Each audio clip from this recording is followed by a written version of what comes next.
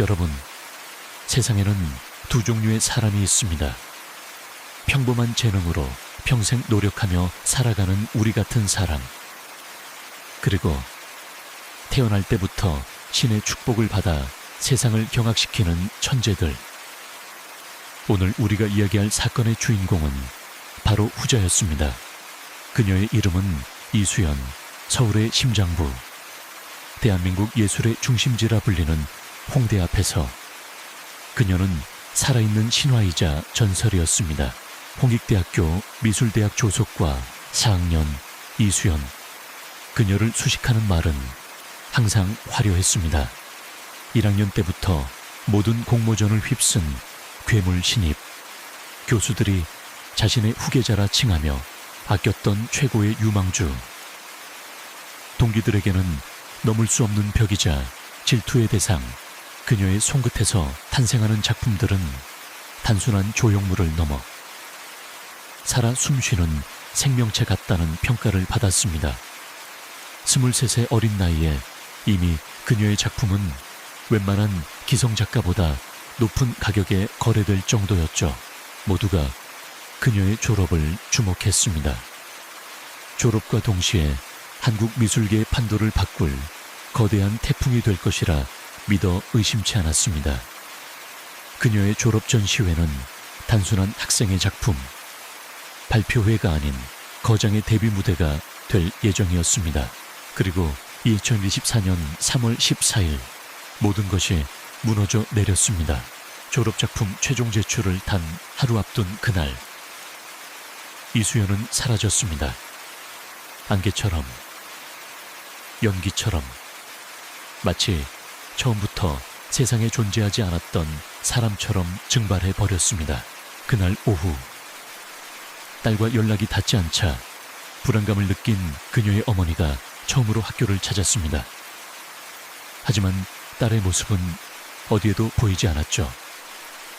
학과 사무실, 동기들, 심지어 그녀가 자주 가던 카페까지 샅샅이 뒤졌지만 돌아오는 대답은 하나같이 어제 밤늦게 작업실에서 본 게 마지막이에요 라는 말이었습니다.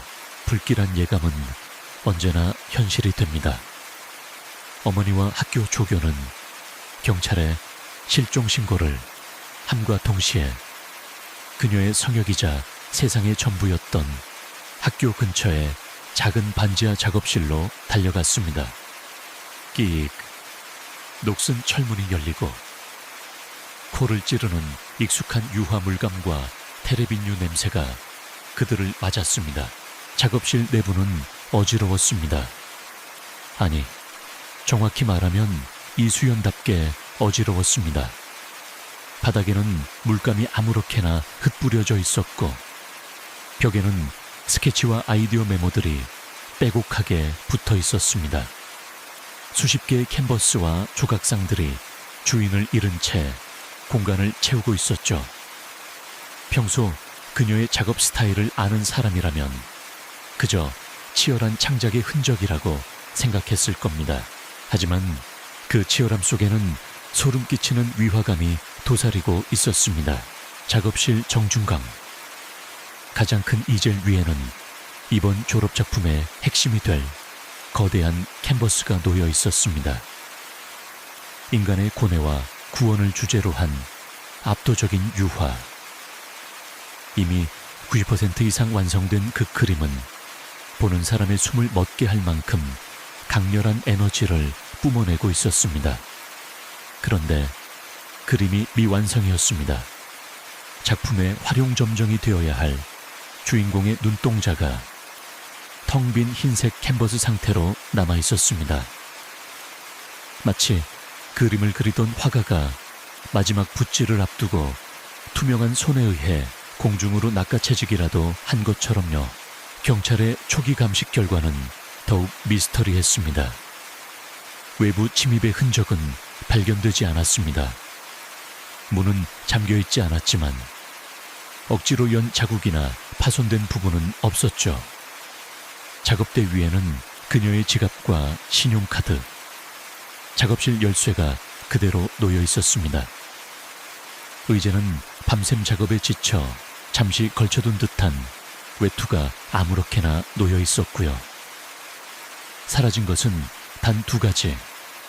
이수연, 그녀 자신과 그녀의 분신과도 같았던 스마트폰뿐이었습니다. 사건 현장, 어디에서도 다툼의 흔적이나 혈흔은 발견되지 않았습니다. 누군가에게 납치되었다고 보기에는 너무나 평온했고, 스스로 잠적했다고 보기에는 모든 소지품이 그대로 남아 있었습니다. 천재 미술학도의 증발. 사건은 순식간에 언론의 집중 조명을 받았습니다. 사람들은 온갖 추측을 쏟아냈습니다. 작품에 대한 압박감에 스스로 목숨을 끊은 것이다. 그녀의 재능을 시기한 누군가의 범행이다. 혹은 은밀한 연인과의 도피 행각일 뿐이다. 하지만 그 어떤 추측도 텅 빈 눈동자를 남기고 사라진 미완성의 걸작만큼 설득력 있지는 못했습니다. 그 그림은 마치 주인 잃은 영혼처럼 작업실에 남아 이 기괴하고 서늘한 실종 사건의 유일한 목격자이자 대답 없는 증인으로 서 있을 뿐이었습니다. 과연 그날 밤, 이 작은 반지하 작업실에서는 무슨 일이 있었던 걸까요? 이수연은 대체 어디로 사라진 것일까요? 사건의 첫 번째 실마리는 아주 가까운 곳에서 발견되기 시작했습니다. 그녀가 남긴 마지막 흔적, 바로 그녀의 주변 사람들이었죠. 사라진 천재. 이 자극적인 헤드라인은 대중의 상상력을 끝없이 자극했지만 정작 수사를 진행해야 하는 경찰에게 현장은 악몽 그 자체였습니다. 범죄 현장에는 보통 범인이 남긴 흔적, 즉 스토리가 있기 마련입니다. 깨진 유리창은 침입의 격렬함을, 방어흐는 피해자의 마지막 저항을, 핏자국은 돌이킬 수 없는 비극을 말해주죠. 하지만 이수연의 작업실은 그 어떤 이야기도 들려주지 않았습니다. 그곳은 완벽한 침묵만이 감도는 미스터리의 진공 상태였습니다. 경찰의 베테랑 현장 감식팀장조차 혀를 내둘렀습니다. 마치 유령이 곡을 쓴 악보 같아요. 음표는 있는데 소리가 안 나는 거죠. 그의 말처럼 현장에는 이수연의 삶의 흔적, 즉 그녀의 지문, 머리카락, 작업 도구들만 가득할 뿐 외부의 침입을 암시하는 그 어떤 단서도 존재하지 않았습니다. 낯선 족적도, 다른 사람의 DNA도, 심지어 억지로 문을 열려고 시도한 아주 작은 흠집조차 발견되지 않았습니다. 이것은 무엇을 의미할까요? 만약 그녀가 납치되었다면 범인은 이수연과 안면이 있는 사이라 그녀가 스스로 문을 열어주었을 가능성이 높다는 것, 혹은 범인이 눈에 보이지 않는 유령이거나 이수연 스스로가 자신의 모든 흔적을 지우고 사라졌다는 뜻이기도 했습니다. 물리적인 증거 확보가 벽에 부딪히자 수사팀은 이 시대의 또 다른 범죄 현장, 바로 디지털 세계로 눈을 돌렸습니다. 사라진 그녀의 스마트폰 위치 추적은 이미 시작되었지만 전원이 꺼진 채 신호는 감지되지 않았습니다. 하지만 다행히도 작업실 책상 위 충전기에는 그녀의 태블릿 PC가 꽂혀 있었습니다. 어쩌면 그 안에 그녀의 마지막 행적이 담겨 있을지도 모를 일이었죠. 디지털 포렌식 팀이 투입되고 얼마 지나지 않아 수사팀 전체가 술렁이기 시작했습니다. 그들이 발견한 것은 한 줄의 짧은 문장이었습니다. 그녀가 사라진 3월 13일 밤 11시 17분. 태블릿 메모장에 작성된 글, 이제 다 끝내고 싶어. 이 5글자는 사건의 방향을 송두리째 흔드는 거대한 파장을 일으켰습니다. 수사팀은 즉시 2개의 상반된 가설을 세우고 격렬한 토론을 시작했습니다. 첫 번째 가설은 자살이었습니다. 가장 비극적이지만 어쩌면 가장 개연성 있는 시나리오, 천재이기에 겪어야 했던 상상 이상의 압박감. 완벽주의적인 성격이 자신의 졸업작품에 만족하지 못하고 스스로를 벼랑 끝으로 몰아쓴 것은 아닐까. 끝내고 싶다는 말은 이 모든 고통의 사슬을 스스로 끊어내겠다는 마지막 절규였을지도 모릅니다. 경찰은 즉시 한강 일대와 인근 야산에 대한 수색을 시작했습니다. 그녀가 극단적인 선택을 했을 가능성을 염두에 둔 조치였죠. 하지만 그녀의 가족과 친구들은 이 가설에 격렬하게 반발했습니다. 우리 수연이는 절대 그럴 아이가 아닙니다. 그림이 자기 인생의 전부였어요. 그렇게 쉽게 포기할 리가 없어요. 딸의 갑작스러운 실종에 반쯤 넋이 나간 어머니는 경찰에게 울부짖었습니다. 그녀의 가장 친한 친구 역시 증언했습니다. 힘들어했던 건 맞아요. 졸업작품 때문에 거의 몇 주간 잠도 못 자고 예민해져 있었어요. 하지만 그건 수연이에게 늘 있는 일이었어요. 최고의 작품을 만들기 위한 과정이었을 뿐 삶을 포기할 정도는 아니었다고요. 이들의 증언은 두 번째 가설에 힘을 실어주었습니다. 바로 타살 혹은 타살로 이어졌을 가능성이 있는 납치였습니다. 만약 이제 다 끝내고 싶어 라는 메시지가 삶에 대한 포기가 아니라 그녀를 짓누르던 특정 상황이나 관계를 끝내고 싶다는 의미였다면 어떨까요? 어쩌면 그녀는 그날 밤 누군가를 만나 단판을 지으려 했을지도 모릅니다. 그리고 그 만남이 돌이킬 수 없는 결과로 이어진 것이죠. 이 가설은 범죄의 흔적이 없는 현장을 설명해 줍니다. 범인이 면식범이라면 이수연은 아무런 의심 없이 그를 작업실로 들였을 테니까요. 자살과 타살, 완전히 다른 두 개의 길 위에서 수사는 혼란에 빠졌습니다. 진실의 열쇠는 결국 이수연이라는 사람, 그리고 그녀를 둘러싼 인간관계에 있었습니다. 경찰은 그녀의 주변인들을 대상으로 탐문 수사를 확대하기 시작했습니다. 교수, 선후배, 친구, 가족, 수십 명의 사람들이 용의선상과 참고인 조사를 오갔습니다. 그리고 그 과정에서 마치 약속이라도 한 듯 여러 사람의 입에서 공통적으로 한 사람의 이름이 거론되기 시작했습니다. 그녀의 빛나는 재능 뒤에 가려져 있던 가장 짙은 그림자. 이수연을 이야기할 때 절대 빼놓을 수 없는 애증의 라이벌, 그 이름은 바로 박민지였습니다.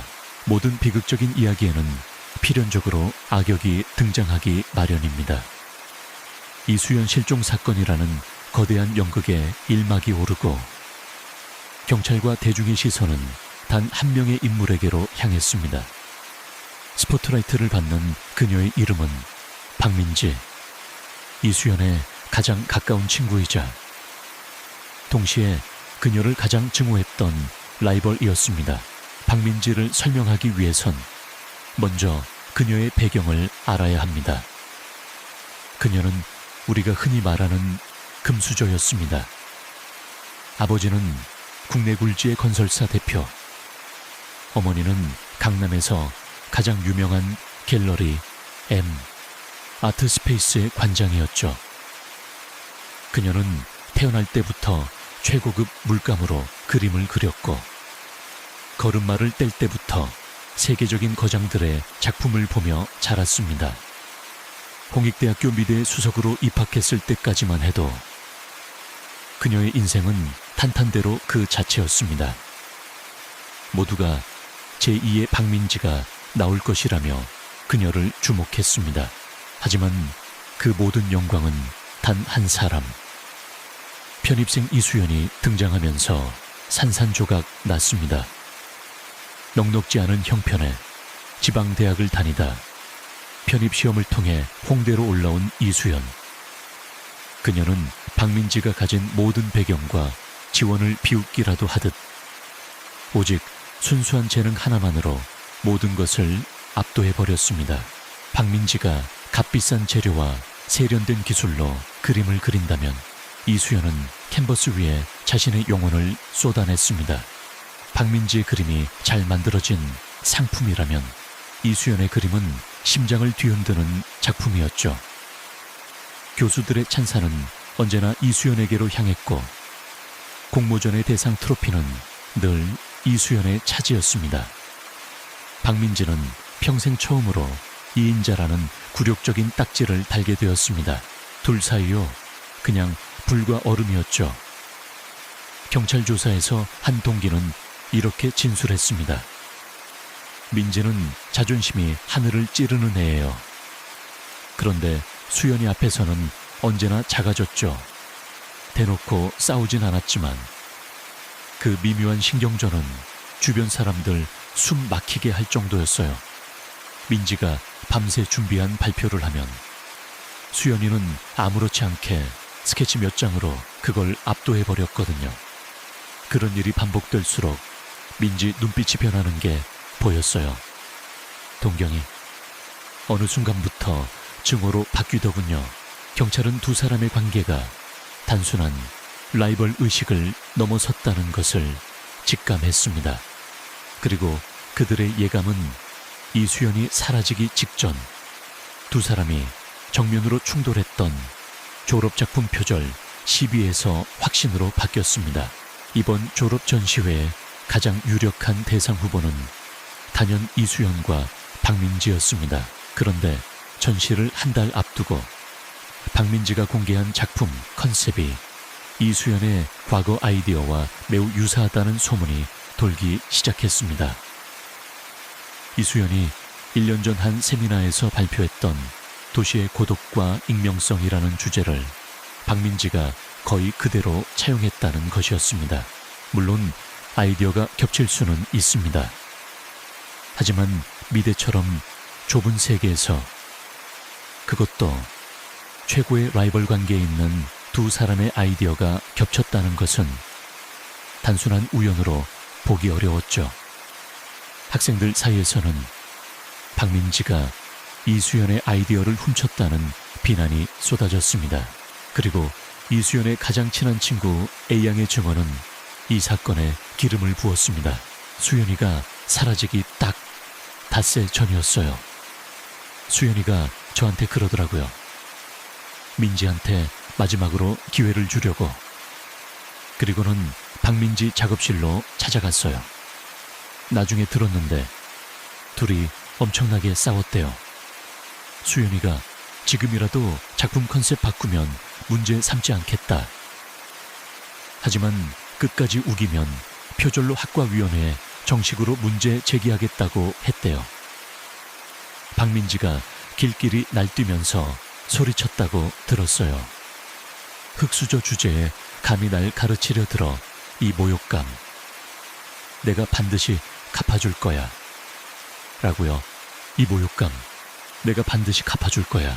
이 한마디는 박민지를 순식간에 참고인에서 유력한 용의자로 바꿔놓았습니다. 경찰은 그녀에게서 완벽한 범행 동기를 발견했습니다. 첫째, 표절 시비. 만약 이수연이 사라진다면 자신을 향한 표절 의혹을 제기할 사람이 없어집니다. 둘째, 뿌리 깊은 질투와 열등감, 눈에 가시 갔던 라이벌이 사라짐으로써 그녀는 비로소 그토록 원하던 최고의 자리에 오를 수 있게 됩니다. 경찰에 소환된 박민지는 대담했습니다. 짜증나네요. 걔가 사라진 거랑 저랑 무슨 상관인데요. 네. 싸운 건 맞아요.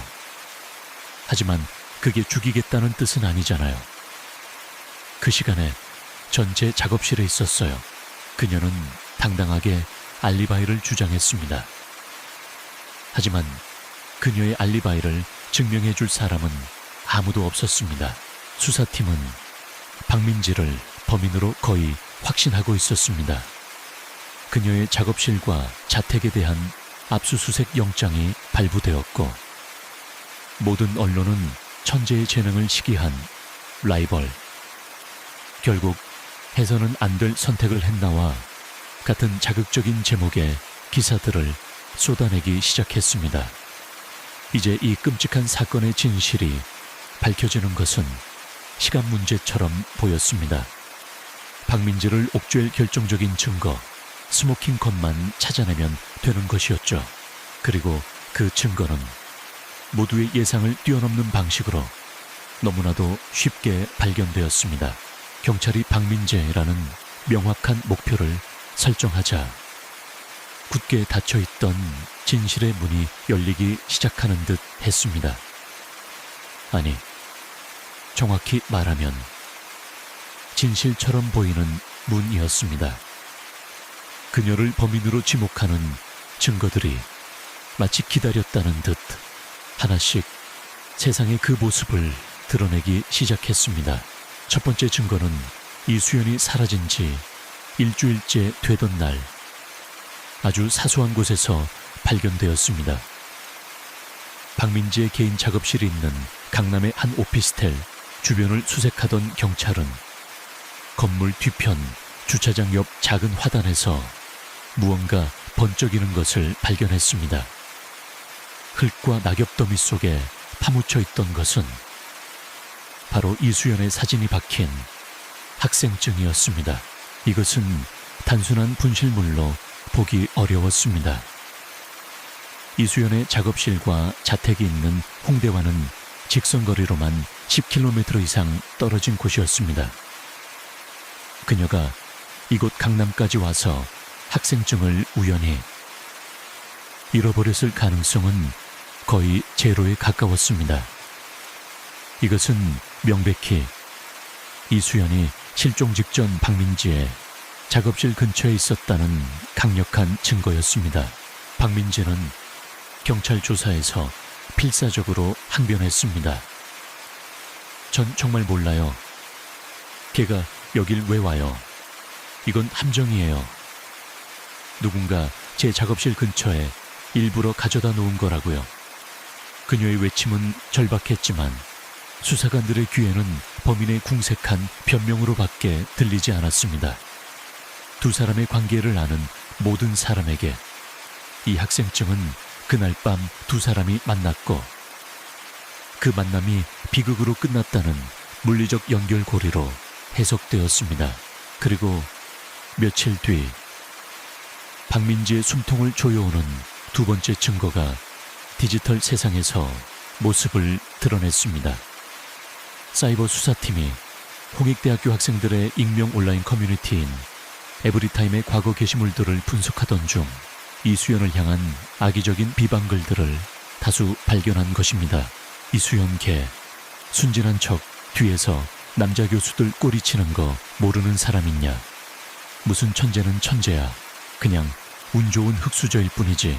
곧 거품 다 빠질걸. 이번 졸업 작품도 분명 누구 아이디어 베낀 걸 거야. 두고 봐. 게시물들은 하나같이 인신공격과 근거 없는 비난으로 가득 차 있었습니다. 그래서는 이수연의 재능에 대한 뿌리 깊은 열등감과 증오가 고스란히 느껴졌습니다. 경찰은 즉시 해당 게시물들의 IP 주소를 추적했습니다. 그리고 그 결과는 모두의 예상을 적중했습니다. 여러 개의 글이 작성된 장소로 지목된 곳은 바로 박민지가 거의 매일같이 드나들던 청담동의 한 고급 브런치 카페였습니다. 경찰은 즉시 카페의 CCTV 영상을 확보했습니다. 가장 악의적인 글이 작성된 2월 17일 오후 3시경의 영상. 화면 속에는 창가 자리에 홀로 앉아 노트북으로 무언가를 열심히 작성하고 있는 박민지의 모습이 선명하게 담겨 있었습니다. 미간을 잔뜩 찌푸린 채 분노와 경멸이 뒤섞인 표정으로 자판을 두드리는 그녀의 모습은 누가 보아도 익명의 가면, 뒤에 숨어 악플을 다는 사람의 그것이었습니다. 이제 모든 퍼즐 조각이 맞춰지고 있었습니다. 박민지는 오랜 시간 이수연을 질투하고 증오해왔다. 온라인에서 익명으로 그녀를 비방하며 분노를 키워왔다. 졸업작품 표절, 시비로 갈등이 폭발하자 그녀는 이수연을 자신의 작업실 근처로 불러냈다. 그리고 그곳에서 돌이킬 수 없는 범행을 저질렀다.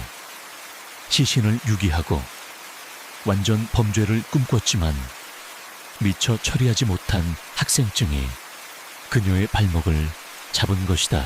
이보다 더 완벽한 시나리오는 없었습니다. 언론은 이 사실을 대서특필하기 시작했습니다. 현대판 살리에리의 비극, 재능을 시기한 금수저의 잔혹한 범죄. 박민지는 하루아침에 전 국민의 지탄을 받는 악녀가 되었습니다. 그녀의 SNS에는 수만 개의 악플이 달렸고 신상이 무분별하게 퍼져나갔습니다. 그녀의 아버지가 운영하는 회사는 불매운동의 타겟이 되었고 어머니의 갤러리 앞에는 그녀를 비난하는 피켓을 든 시위대들이 몰려들었습니다. 그녀는 사회적으로 완전히 고립되었습니다. 친구들은 전화를 받지 않았고 변호사마저 여론의 부담을 느껴 사임했습니다. 구속영장 청구를 앞둔 마지막 경찰 조사실. 완전히 무너진 모습에 박민지가 앉아 있었습니다. 한때 오만하고 당당했던 그녀의 눈빛은 이제 공포와 절망으로 가득 차 있었습니다. 그래요. 네, 제가 썼어요. 그 글들 제가 썼어요. 걔가 너무 미웠으니까 세상이 전부 걔 중심으로 돌아가는 것 같아서 숨이 막혔으니까. 하지만 정말이에요. 전 죽이지 않았어요. 그날 밤 전 정말 혼자 작업실에 있었다고요. 제발 믿어주세요. 그녀의 자백 섞인 흐느낌은 이제 그 누구의 마음도 움직이지 못했습니다. 경찰도, 대중도, 심지어 어쩌면 그녀 자신조차도 스스로가 범인일지도 모른다는 거대한 의심의 파도에 휩쓸려가고 있었습니다. 마침내 괴물을 잡았다는 안도감이 사회 전체를 감쌌습니다. 하지만 사람들은 아무도 알지 못했습니다. 그들이 환호하며 잡아가둔 것은 진짜 괴물이 아니라 괴물이 교묘하게 만들어낸 허상에 불과했다는 것을. 그리고 진짜 괴물은 가장 안전한 곳에서 이 모든 광경을 지켜보며 서늘한 미소를 짓고 있었습니다. 박민지에 대한 구속영장 발부를 단 몇 시간 앞둔 시점. 사건이 이대로 종결될 것이라 모두가 믿어 의심치 않던 바로 그 순간 대한민국을 뒤흔든 대반전의 서막이 올랐습니다. 박민지의 가족이 마지막 지푸라기라도 잡는 심정으로 선임한 대형 로펌의 에이스 변호사가 수사팀 전체를 경악하게 만든 결정적 증거를 들고 나타난 것입니다. 그것은 바로 박민지의 개인 유튜브 채널에 있던 지난 한 달간의 미등록, 라이브 스트리밍 기록 전체였습니다. 이게 대체 무슨 이야기일까요? 박민지는 자신의 졸업작품을 후원하는 해외의 소규모 아트펀드 투자자들에게 자신의 작업 과정을 증명하고 소통하기 위해 비공개 링크를 통해서만 접속할 수 있는 라이브 방송을 꾸준히 진행해 왔습니다. 대중에게 공개되는 방송은 아니었지만 유튜브 서버에는 그녀가 작업실에서 그림을 그리는 모든 과정이 실시간으로 1분 1초의 오차도 없이 기록되고 있었습니다. 그리고 이수연이 실종된 것으로 추정되는 3월 13일 저녁부터 14일 새벽까지 박민지는 단 한순간도 쉬지 않고 자신의 작업실에서 방송을 하고 있었습니다. 변호사가 재생한 영상 속에는 초췌한 얼굴의 박민지가 캔버스 앞에서 고군분투하는 모습이 고스란히 담겨 있었습니다. 그녀는 저녁 8시경 방송을 시작해 새벽 4시가 넘어서야 지친 몸을 이끌고 소파에 쓰러져 잠이 들었습니다. 영상 속 타임스탬프는 그녀가 이수연의 실종 추정 시간 동안 단 한 번도 작업실을 떠나지 않았다는 완벽한 알리바이를 증명하고 있었습니다. 중간에 화장실을 가기 위해 몇 분간 자리를 비운 것을 제외하면 그녀는 8시간 내내 카메라의 감시 안에 있었습니다. 그녀가 홍대에 있는 이수연을 만나고 그녀를 해하고 강남에 있는 자신의 작업실 근처에 학생증까지 유기하는 것은 물리적으로 불가능했습니다. 수사팀은 그야말로 충격에 휩싸였습니다. 그들이 철석같이 믿었던 용의자가 절대 깨뜨릴 수 없는 알리바이를 가지고 있었던 겁니다. 박민지의 알리바이가 입증되자 그동안 그녀를 범인으로 몰아갔던 모든 증거들은 순식간에 의미를 잃고 오히려 더 큰 미스터리를 닫는 단서가 되어버렸습니다. 첫째, 박민지의 작업실 근처에서 발견된 이수연의 학생증. 이것은 더 이상 박민지의 범행 증거가 아니라 진범이 박민지에게 죄를 뒤집어 이우기 위해 의도적으로 가져다 놓은 조작된 증거가 되었습니다. 대체 누가, 언제, 어떻게 이수연의 학생증을 그곳에 가져다 놓은 걸까요? 둘째, 박민지를 마녀로 만들었던 익명의 비방글. 박민지는 자신이 다른 글들은 작성했지만 CCTV에 찍혔던 그날에 가장 악랄했던 글은 쓰지 않았다고 일관되게 주장해왔습니다. 변호인단은 즉시 해당 게시물에 대한 정밀 재감정을 요청했습니다. 그리고 2차 디지털 포렌식 분석 결과 상상을 초월하는 사실이 밝혀졌습니다. 범인은 박민지가 카페에 앉아 노트북을 사용하던 그 시간을 정확히 노렸습니다. 그리고 외부의 다른 장소에서 VPN으로 IP를 우회하여 카페의 공용 와이파이망에 접속한 뒤 이마스 주소 스푸핑이라는 해킹 기술을 사용했습니다. 쉽게 말해 자신의 기기 정보를 박민지의 노트북 정보로 위장하여 마치 박민지가 직접 글을 쓴 것처럼 시스템을 완벽하게 속인 것입니다. 이것은 어지간한 컴퓨터 전문가가 아니고서는 시도조차 하기 힘든 매우 정교하고 치밀한 디지털 조작이었습니다. 모든 것이 무너져 내렸습니다. 경찰이 쌓아 올린 박민지 범인설은 진범이 교묘하게 설계한 거대한 함정이자 신기루에 불과했습니다. 여론은 180도 뒤집혔습니다. 박민지를 향하던 비난의 화살은 부실 수사로 무고한 시민을 범죄자로 몰아간 경찰과 무분별한 의혹 보도를 일삼던 언론에게로 향했습니다. 박민지는 무혐의로 즉시 석방되었습니다. 수십 개의 카메라 플래시 세례를 받으며 경찰서 문을 나서는 그녀의 얼굴은 더 이상 오만한 악녀의 얼굴이 아니었습니다. 모든 것을 잃고 상처받은 또 한 명의 피해자였습니다. 사건은 다시 원점으로 돌아왔습니다. 아니, 원점보다 훨씬 더 깊은 미궁 속으로 빠져들었습니다. 이제 경찰이 쫓아야 할 범인은 단순히 이수연을 해친 범인을 넘어섰습니다. 진범은 이수연의 행방을 알고 있을 뿐만 아니라 박민지의 생활 패턴과 동선, 심지어 그녀의 노트북, 에메크 주소까지 파악하고 있는 인물입니다. 고도의 해킹 기술을 자유자재로 구사하며 여론과 경찰의 수사 방향까지 예측하고 뒤에서 조종하는 소름 끼치도록 지능적인 인형술사였습니다. 대체 누가 이런 짓을 벌인 걸까요? 이수연을 사라지게 하고 동시에 박민지를 파면시키려 한 이 극악무도한 범인의 정체는 무엇일까요? 이수연과 박민지, 두 사람 모두에게 깊은 원한을 품고 있는 제3의 인물. 수사팀은 처음부터 모든 것을 다시 시작해야 했습니다.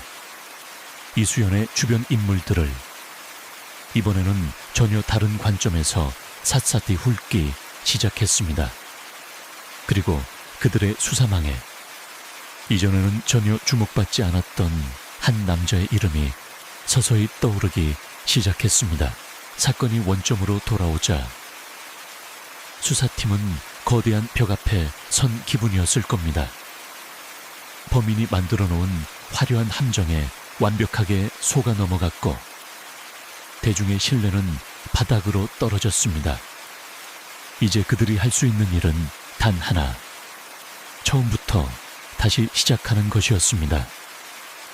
그들은 이수연과 관련된 모든 인물의 목록을 다시 작성하고 그들의 사소한 진술 하나, 작은 알리바이의 허점 하나까지 현미경으로 들여다보듯 파고들기 시작했습니다. 바로 이 과정에서 이전에는 수사망을 그냥 스쳐 지나갔던 한 남자의 이름이 수면 위로 떠올랐습니다. 그의 이름은 김진우. 이수연, 박민지와 같은 과동기였습니다. 초기 수사 당시 그는 그저 이수연을 존경했던 마음 약한 동기 정도로 분류되었습니다. 그는 경찰 조사에서 수연이는 제게 빛과 같은 존재였어요. 그녀의 재능을 동경했습니다. 꼭 무사히 돌아왔으면 좋겠습니다. 라며 눈물을 글썽이기까지 했죠. 그의 순수한 모습에 그를 의심한 사람은 아무도 없었습니다. 그는 언제나 이수연의 그림자 속에 머물던 사람이었습니다. 박민지가 불타는 질투심으로 가득 찬 그림자였다면 김진우는 그저 묵묵히 존재하는 희미하고 투명한 그림자였습니다. 그는 늘 이수연의 곁을 맴돌았습니다. 그녀가 무거운 조각 재료를 옮길 때 말없이 다가와 도와주었고 밤샘 작업을 할 때면 따뜻한 커피를 사다 책상 위에 올려놓고 조용히 사라졌습니다. 모두가 그를 그저 지나치게 착한 애라고만 생각했습니다. 하지만 수사팀이 새로운 관점으로 CCTV를 다시 분석하면서 이 선량함 뒤에 숨겨진 섬뜩한 진실의 조각이 드러났습니다. 이수연이 실종되던 날 밤의 작업실 주변 영상, 김진우는 분명 밤 9시경 동기들과 헤어져 집으로 간다고 진술했습니다. 하지만 CCTV 영상 속 그는 자정이 넘은 시간까지 작업실 맞은편 어두운 골목에 숨어 불이 켜진 이수연의 작업실 창문을 하염없이 바라보고 있었습니다. 그의 모습은 걱정이 아닌 무언가를 기다리는 감시자의 모습에 가까웠습니다. 이 작은 거짓말 하나가 모든 것을 바꾸었습니다. 경찰은 즉시 김진우를 유력한 용의자로 전환하고 그가 거주하는 학교 근처의 낡은 고시원에 대한 압수수색 영장을 발부받았습니다. 경찰이 그의 방문을 열었을 때 그들을 맞이한 것은 범죄의 흔적이 아니었습니다. 그것은 한 인간이 다른 인간에게 가질 수 있는 가장 뒤틀리고 병적인 집착의 결정체였습니다. 창문 하나 없는 작고 어두운 방, 그곳은 이수연을 위한 신전이자 김진우가 만들어낸 망상의 소굴이었습니다. 방의 사면 벽은 이수연의 사진으로 빈틈없이 도배되어 있었습니다. 대부분은 김진우가 멀리서 몰래 찍은 것들이었습니다. 강의실에서 웃는 모습, 카페에서 커피를 마시는 모습, 작업실에서 고뇌하는 모습까지 마치 그녀의 모든 일상을 감시하고 수집한 듯 했습니다. 책상 위 작은 선반에는 성물처럼 고이 모셔진 물건들이 진열되어 있었습니다.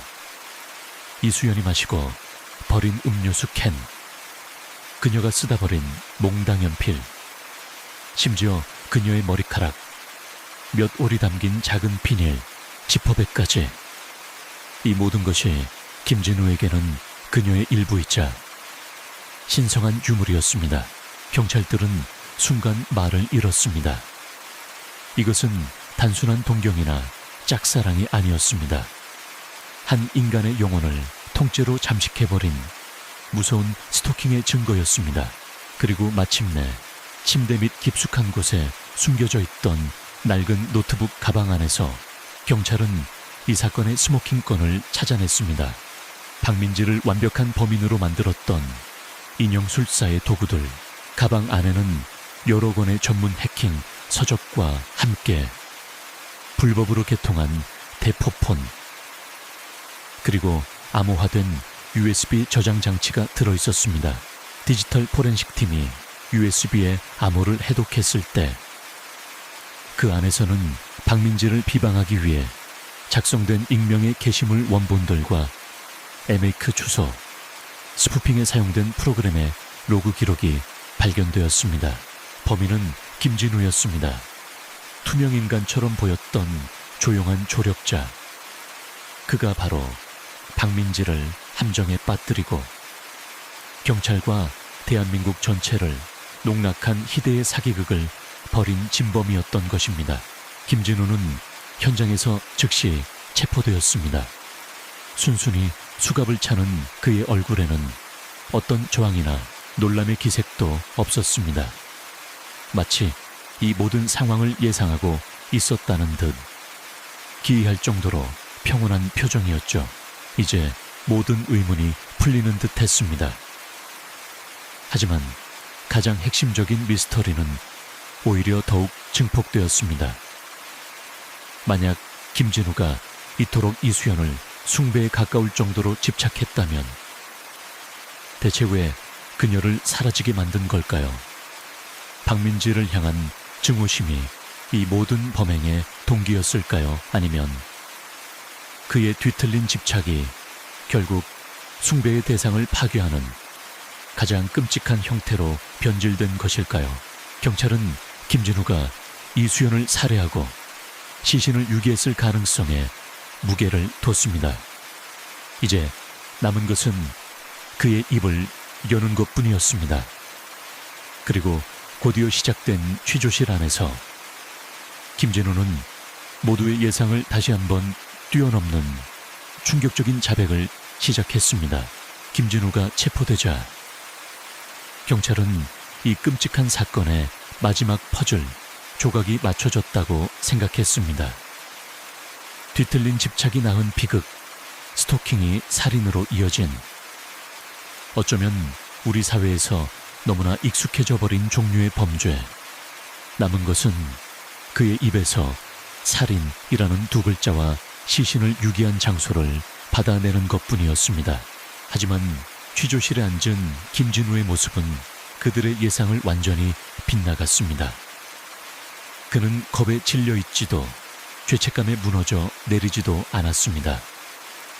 오히려 그는 평온해 보였습니다.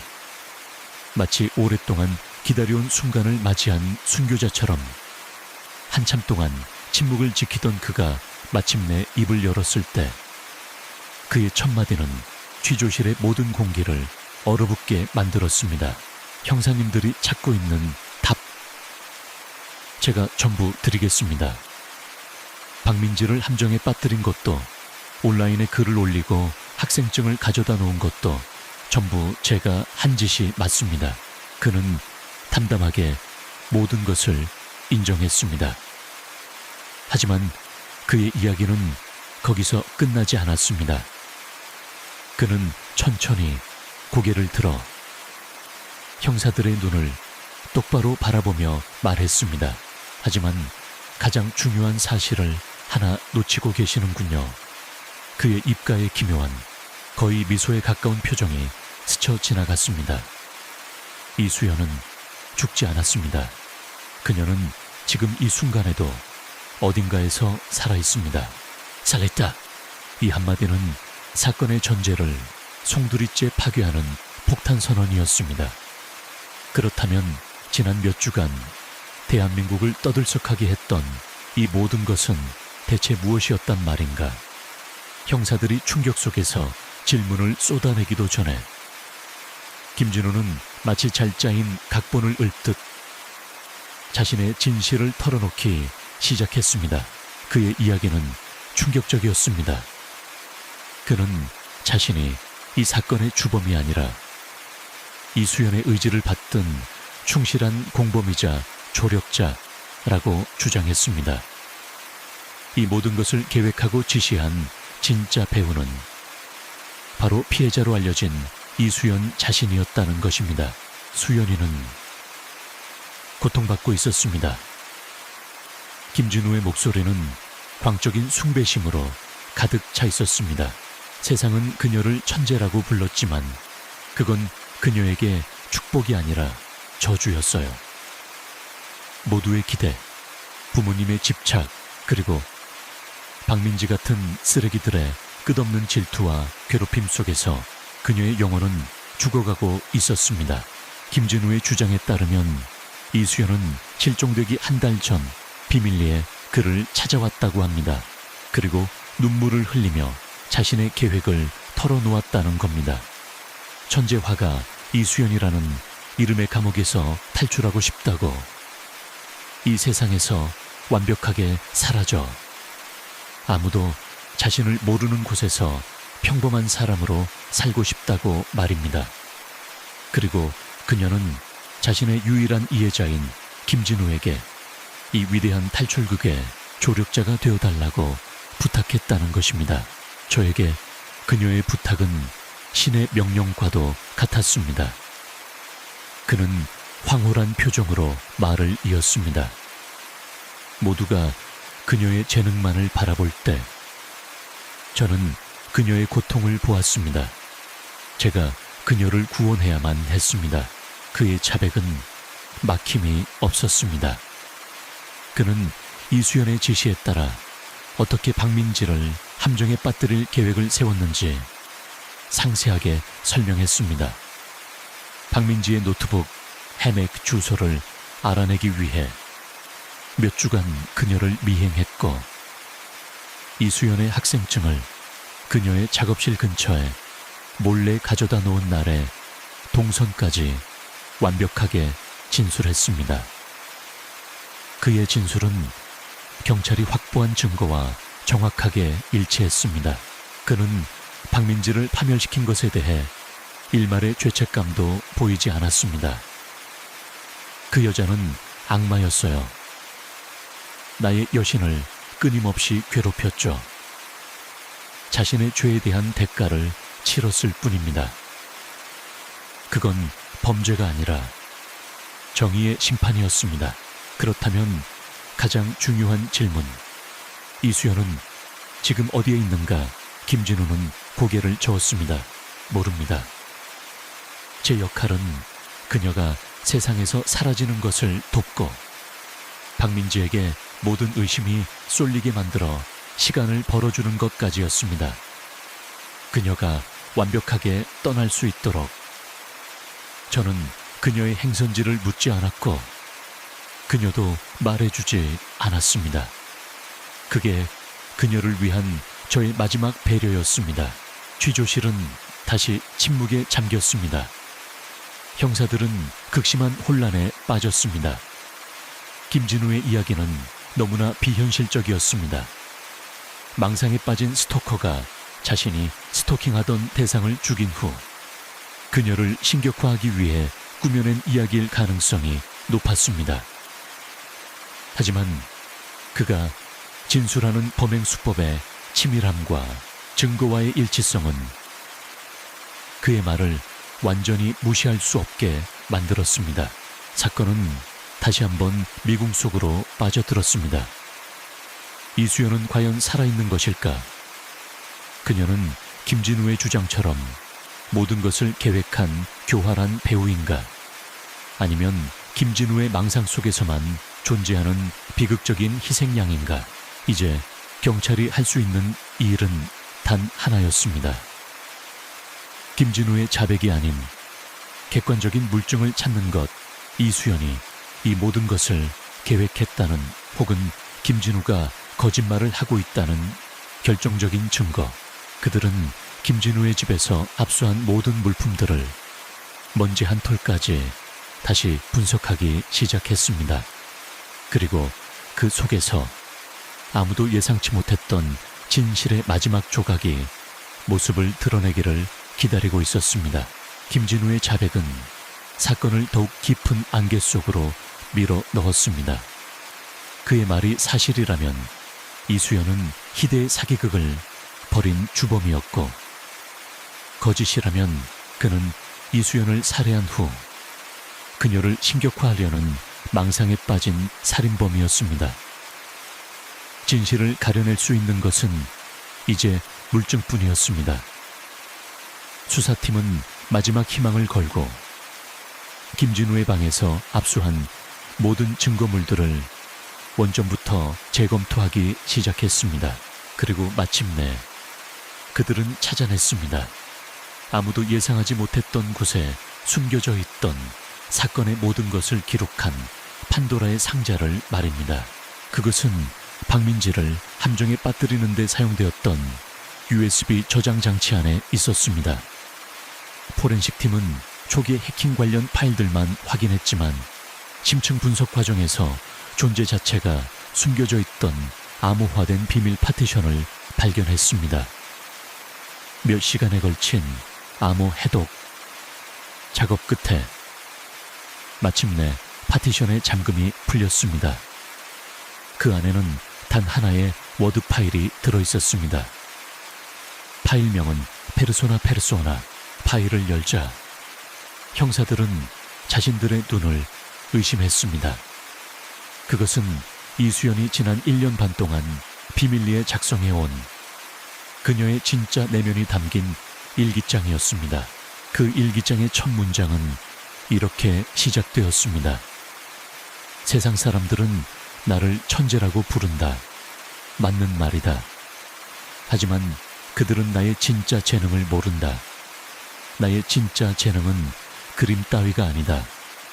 사람의 마음을 조종하고 현실을 조각하여 내가 원하는 작품을 만들어내는 것이다.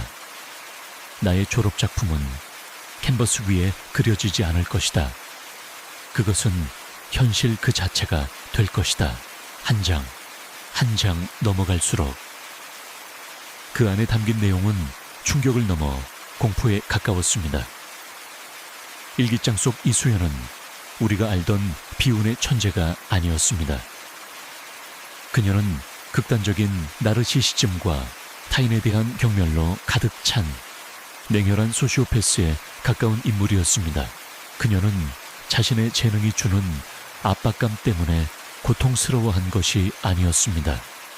오히려 자신을 이해하지 못하는 평범한 사람들의 세계를 지독하게 경멸하고 있었습니다.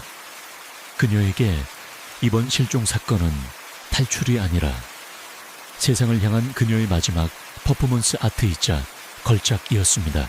일기장은 김진우의 존재를 어떻게 인식하고 그를 어떻게 도구로 길들였는지에 대해 소름 끼치도록 상세하게 기록하고 있었습니다.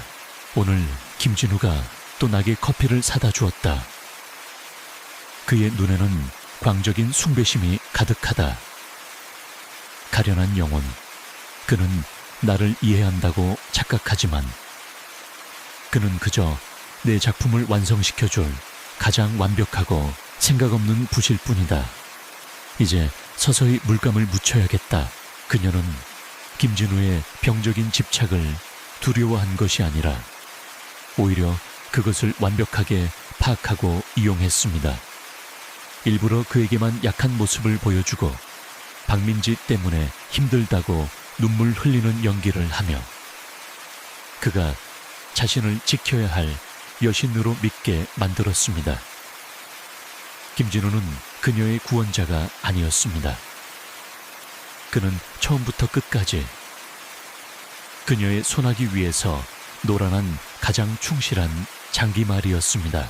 박민지에 대한 내용은 더욱 잔혹했습니다. 그녀는 박민지를 라이벌로 생각하지도 않았습니다. 그저 자신의 작품을 극적으로 만들어줄 편리한 악역으로 캐스팅했을 뿐이었습니다. 박민지를 함정에 빠뜨리는 것은 이 작품의 클라이맥스가 될 것이다. 가진 자의 오만함이 흙수저 천재의 계략에 구해 파멸하는 서사. 대중은 이런 스토리를 사랑한다. 그녀는 내 걸작의 가장 극적인 희생양이 되어줄 것이다. 영광으로 알라고. 그리고 일기장의 마지막 부분은 이 모든 사건의 진실에 마침표를 찍었습니다. 그녀가 사라지기 바로 전날 밤에 작성된 마지막 일기. 모든 준비는 끝났다. 무대는 완성되었고 배우들은 각자의 역할을 기다리고 있다. 충성스러운 게 김진우, 어리석은 악녀 박민지, 그리고 곧 비극의 주인공이 될 나의 부모님까지. 내일 드디어 내 인생 최고의 공연이 시작된다. 이 얼마나 완벽한 예술인가. 하지만 그것이 끝이 아니었습니다. 형사들은 파일의 최종 수정 날짜를 보고 경악을 금치 못했습니다. 이수연이 실종된 지 이틀 후였습니다. 누군가 이 파일을 열어 마지막 문장을 추가한 것입니다. 그 문장은 마치 에필로그처럼 짧고 간결하게 적혀 있었습니다. 뉴스에서 내 얼굴이 나온다. 모두가 내 시나리오대로 완벽하게 춤을 추고 있다. 성공이다. 엔씬. 이것이 진실의 전부였습니다. 이수연은 살아있었습니다. 그녀는 김진우의 말처럼 단순한 잠적을 한 것이 아니었습니다. 그녀는 자신을 둘러싼 모든 인간관계를 파괴하고 그 파멸의 과정을 하나의 예술 작품으로 즐긴 후 유유히 사라져버린 것입니다. 김진우는 이수연을 돕는다고 믿었지만 실제로는 그녀의 범죄에 이용당한 공범이자 또 다른 피해자였습니다. 박민지는 그녀의 질투심을 간파당해 사회적 매장을 당하는 악역으로 철저히 소모되었습니다. 피해자는 처음부터 존재하지 않았습니다. 오직 가해자와 그 가해자가 만들어낸 또 다른 피해자들만이 존재할 뿐이었습니다. 천재 미술학도 이수연은 자신의 삶 자체를 재료로 삼아 주변인들의 인생을 송두리째 망가뜨리는 방식으로 세상에 다시 없을 끔찍한 걸작을 남기고 사라진 희대의 괴물이었습니다. 이수연의 일기장이 공개되면서 대한민국을 떠들썩하게 했던 희대의 실종 사건은 마침내 그 진실의 민낯을 드러냈습니다. 하지만 그 진실은 카타르시스가 아니었습니다. 오히려 더 깊은 상처와 씁쓸한 질문만을 남겼죠. 이수연이라는 괴물이 연출한 잔혹한 연극은 막을 내렸지만 무대 위에 남겨진 배우들은 각자의 비극 속에서 평생을 살아가야만 했습니다. 가장 먼저 이수연의 충직한 기사였던 김진우. 그는 자신이 숭배했던 여신이 사실은 자신을 가장 철저하게 기만한 악마였다는 진실을 마주해야 했습니다. 그가 정의의 심판이라 믿었던 모든 행동은 결국 한 소녀의 잔인한 예술 행위의 일부였을 뿐입니다. 법정에서 그의 변호인은 심리지배, 가스라이팅에 의한 심신미약을 주장하며 선처를 호소했습니다. 그는 가해자인 동시에 명백한 피해자이기도 했으니까요. 하지만 법은 그의 행위에 대해 유죄를 선고했습니다. 위계에 의한 공무집행방해, 증거인멸, 무고, 명예훼손, 수많은 죄명이 그의 이름 앞에 붙었습니다. 결국 그는 징역 2년 6개월의 실형을 선고받고 교도소에 수감되었습니다. 재판 내내 넋이 나간 표정으로 앉아있던 그는 최후 진술에서 이렇게 말했다고 합니다. 저는 그녀를 구원하고 싶었습니다. 하지만 제가 구원한 것은 아무것도 없었습니다. 저는 그저 괴물의 붓이었습니다. 그의 세상은 무너졌고 그의 헌신은 범죄가 되었으며 그의 삶은 완벽하게 파괴되었습니다. 그렇다면 이 연극의 악역으로 지목되었던 박민지는 행복을 되찾았을까요? 그녀는 모든 혐의를 벗고 무죄로 풀려났습니다. 언론은 앞다투어 사과 기사를 냈고 그녀를 비난했던 네티즌들은 언제 그랬냐는 듯 동정의 여론으로 돌아섰습니다. 하지만 한번 새겨진 주홍글씨는 결코 완벽하게 지워지지 않았습니다. 그녀는 학교로 돌아가지 못했습니다. 복도를 지날 때마다 느껴지는 동정과 호기심이 뒤섞인 시선, 등 뒤에서 들려오는 수군거림을 견딜 수 없었습니다. 붓을 잡으려 해도 자신을 범인으로 몰았던 세상의 광기가 떠올라 손이 떨렸다고 합니다. 결국 그녀는 모든 것을 정리하고 해외로 떠났습니다. 한때 대한민국 미술계를 이끌 차세대 주자로 주목받았던 그녀는 이제 아무도 자신을 알아보지 못하는 곳에서 상처를 숨긴 채 살아가야 하는 이방인이 되었습니다. 그녀는 법적으로는 승리했지만 자신의 인생에서는 패배자가 되었습니다. 마지막으로 이 모든 비극의 시작점이었던 이수연의 가족, 어쩌면 그들이야말로 가장 잔인한 형벌을 받은 사람들일지도 모릅니다. 그들은 실종된 딸이 돌아오기만을 간절히 기도했습니다. 하지만 마침내 알게 된 진실은 차라리 딸이 죽었기를 바라는 게 나았을지도 모를 끔찍한 것이었습니다. 자신들의 자랑이자 희망이었던 딸이 여러 사람의 인생을 파괴한 희대의 괴물이자 전국에 공개 수배된 범죄자라는 사실, 그들은 더 이상 피해자의 가족이 아니었습니다. 가해자의 부모였습니다. 세상의 동정은 손가락질로 바뀌었고 그들은 고개를 들고 집 밖을 나설 수 없게 되었습니다. 결국 그들은 살던 집을 처분하고 연고도 없는 지방 소도시로 사라져버렸습니다. 살아있는 딸을 죽은 사람처럼 가슴에 묻은 채에 평생을 죄인처럼 살아가야 하는 운명에 처한 것입니다. 한 사람의 뒤틀린 예술 작품을 위해 너무나도 많은 사람들이 무너져 내렸습니다. 이수연은 자신의 이름으로 걸작을 남겼지만 그 걸작의 재료가 된 사람들은 영원히 치유될 수 없는 상처를 안고 살아가야 합니다. 이수연은 끝내 잡히지 않았습니다. 그녀는 마치 유령처럼 이 세상 어딘가에 자신의 흔적을 지운 채 숨어 있을 겁니다. 하지만 그녀의 존재는 사라지지 않았습니다. 그녀가 남긴 이 폐허 속에, 망가진 사람들의 고통 속에, 그리고 이 사건을 기억하는 우리의 마음 속에 섬뜩한 질문으로 남아 있습니다. 과연 인간의 잔인함은 어디까지 예술이 될 수 있는가? 아니, 예술이라는 이름으로 어디까지 용서받을 수 있는가? 결국 이수연은 잡히지 않았습니다.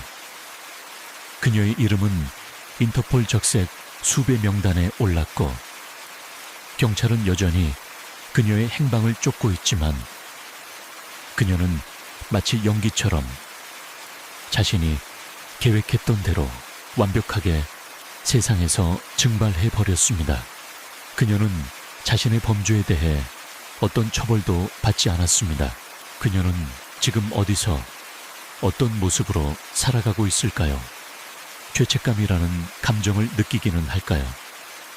이 끔찍한 이야기의 마지막 장면을 위해 우리는 서울에서 아주 멀리 떨어진 동해의 한적한 항구 마을로 가보겠습니다. 그곳에는 서민주라는 이름으로 살아가는 한 여자가 있습니다. 그녀는 바다가 보이는 작은 북카페에서 아르바이트를 합니다. 화장기 없는 얼굴, 질끈 묶은 머리, 평범한 옷차림. 그녀에게서 과거 대한민국 미술계를 뒤흔들었던 천재의 모습은 찾아볼 수 없습니다. 그녀는 그저 조용하고 성실한, 눈에 띄지 않는 카페 직원일 뿐입니다. 어느 흐린 오후, 카페 안은 한산합니다. 라디오에서는 1주년을 맞은 홍대 미대생 실종 사건에 대한 시사 프로그램이 흘러나옵니다. 진행자는 파멸된 사람들의 뒷이야기를 전하며 여전히 잡히지 않은 범인 이수연에 대한 국민들의 분노를 이야기합니다. 창가 테이블을 닦던 민주.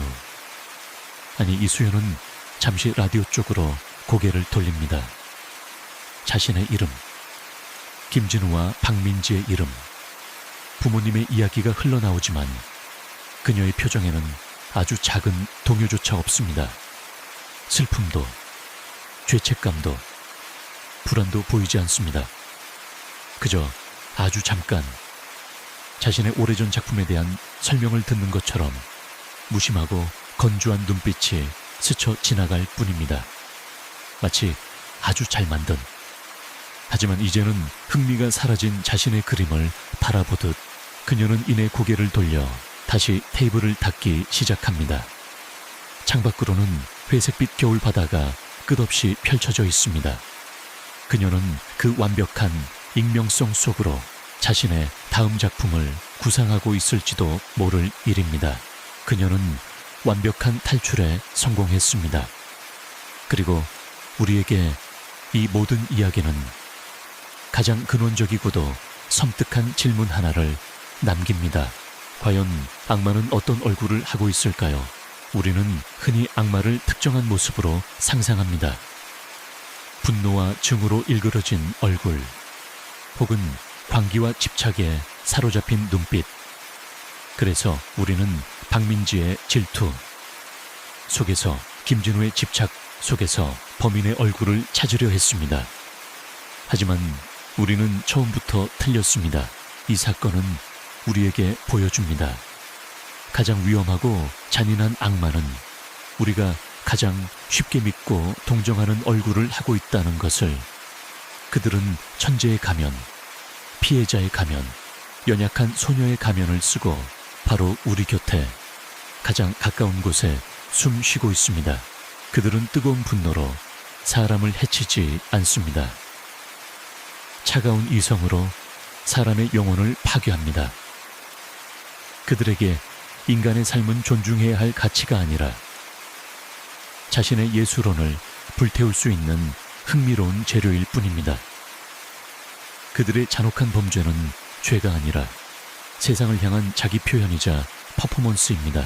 이수연은 지금도 저 바깥 어딘가에 존재합니다. 그리고 어쩌면 그녀와 같은 생각을 하는 제2, 제3의 이수연 역시 우리와 같은 하늘 아래에서 살아가고 있을지 모릅니다. 세상을 거대한 무대로, 주변 사람들을 자신의 작품을 위한 소모품으로 여기는 사람들. 그러니 지금 당신의 주위를 한번 둘러보십시오. 당신에게 친절하게 웃어주는 그 사람, 당신이 전적으로 신뢰하는 그 친구, 당신이 동경하는 그 재능 있는 동료. 당신은 그 가면 뒤에 숨겨진 진짜 얼굴을 알고 있다고 확신할 수 있습니까? 어쩌면 지금 이 순간에도 그들의 마음속 가장 깊은 곳에 있는 비밀 갤러리에서는 우리를 재료로 한 또 다른 끔찍하고 위대한 걸작이 조용히 구상되고 있는지도 모를 일입니다.